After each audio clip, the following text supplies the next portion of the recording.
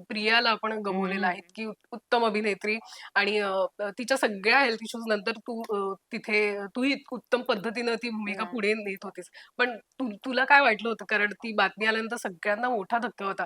नाही, पूर्ण मला आता पण इंडस्ट्रीसाठी. अंगावर शहारे आले, कारण जेव्हा तिला रिप्लेस करायची गोष्ट आली ना, तेव्हा मी खूप म्हणजे मी खूप शुअरली असं त्यांना विचारलं की काय रिझन आहे सांगा. मग त्यावेळेस ते रिझन पटकन out, but since they replacement होती तर they had to tell me the reason.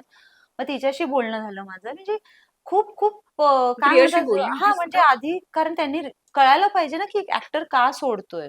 पण राईट. मग मला सांगितलं त्यांनी, आणि तिच्या हेल्थसाठी, आणि ती खूप पण मला वाटलं नव्हतं यार प्रेरणा, कारण त्याच्यानंतर ती छान बाउन्स बॅक झाली होती. हो. ती US ला जाऊन तिने नाटक केलं, छान 1 महिन्याचा दौरा होता हो. तिचा, ती येऊन परत दुसरी सिरियल करत होती. सो मग आता हे सगळी लोक तर तिच्याबरोबर त्यांनी 1 वर्ष काम केले ना, so they use to meet. नेमकी माझी तिची भेट अशी कमी व्हायची, पण हं. फोनवर अरे भेटू आपण. तर इतकी सुंदर ह्युमन बिईंग होती ती, आहे तिने म्हणायलाही काही हरकत फीडबॅक नाही. दिले होते तुला? तू करत होतीस नाही, त्या आम्ही भूमिका? असं मी विचारलं नाही, कारण ती खूप उत्तम अभिनेत्री आहे. माझी हिंमत झाली नाही. ती नाटकं आणि प्रयोग करणारी आहे. मी मी विचारायची हिंमत केली नाही.